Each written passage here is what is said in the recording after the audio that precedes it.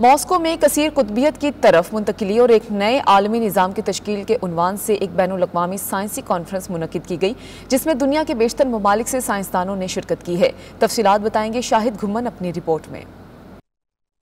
Moscow में कसीर कुतबियत की तरफ मुंतकिली और एक नए आलमी निज़ाम की तश्कील के उन्वान से बैनुल-अक़वामी साइंसी दो रोज़ा कॉन्फ्रेंस का इनेकाद किया गया, जिसमें दुनिया के बेशतर ममालिक से साइंसदानों ने शिरकत की। कॉन्फ्रेंस के दौरान साइंसदानों ने एक नई कसीर कुतुबी दुनिया की तश्कील में मुख्तलिफ खित्तों की किरदार, उनकी तरक्की, खास तौर पर ब्रिक्स और नए आलमी निज़ाम में रूस के किरदार और दूसरी जंग अजीम समेत दीगर मौज़ूआत पर तबादला ख्याल किया गया। कॉन्फ्रेंस के शुरका ने कहा कि अक्सर मुमालिक ने एक नई कसीर कुतुबी दुनिया की तश्कील का रास्ता मजबूती से अपनाया है। ज्यादा से ज्यादा रियासतें अपनी सफारतकारी को मुसावात और बाहमी एहतराम के उसूलों पर इस्तवार करने की कोशिश कर रही हैं और दुनिया भर में लाखों लोग दूसरे लोगों की तारीख और सकाफत के बारे में जानने में दिलचस्पी रखते हैं। कॉन्फ्रेंस में शरीक सर्बिया से ताल्लुक रखने वाले साइंसदान गॉरन मोलोरादोविक, दूसरी जंग अजीम के अजीम बरतानवी मौर्रिख Geoffrey Roberts, Strategic Management Institute Bulgaria के chief executive professor Nako Stefanov, बर्तानिया के साइंसदान Richard साकुआ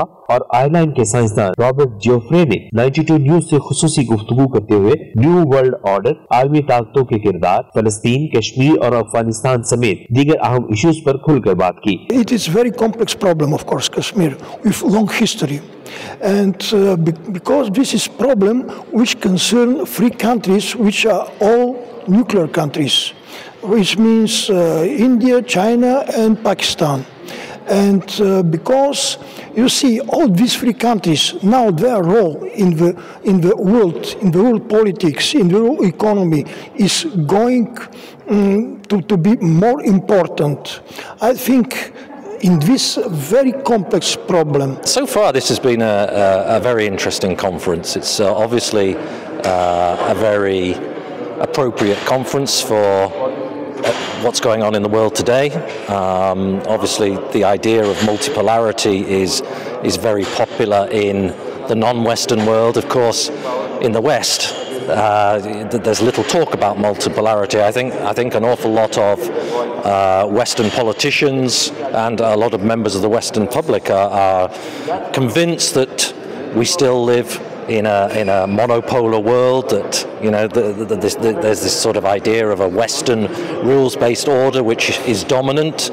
I don't think they fully realise that that period of domination has come to some extent to a close. This conference today, it's about the development of a multipolar world.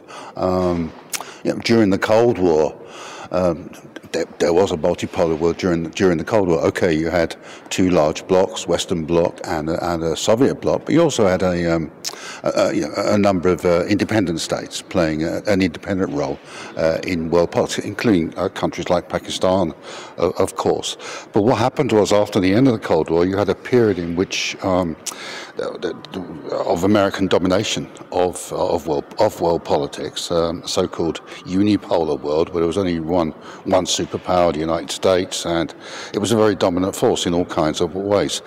But of course, the idea of a new world order has haunted the human imagination since the beginning of time.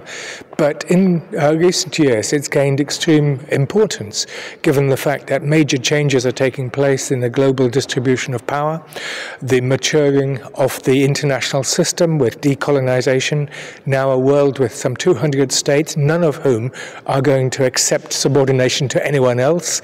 This is Vietnam, China, Pakistan, any other country.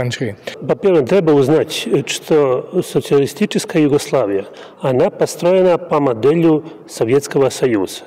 И эти два государства были в течение холодной войны сопоставлены на идеологическом и геополитическом уровне.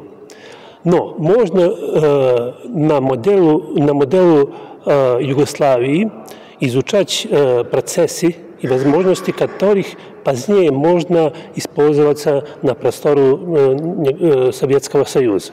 И так и случилось. В течение 90-х лет, когда русские государственники попробовали наладить своих отношениях с Западом. शुरका ने कहा कि ऐसी conference का मकसद आलमी बरादरी की तवज्जो अहम इश्यूज की तरफ करवाना है। शाहिद गुम्मन, नुमाइंदा 92 न्यूज़, रूस।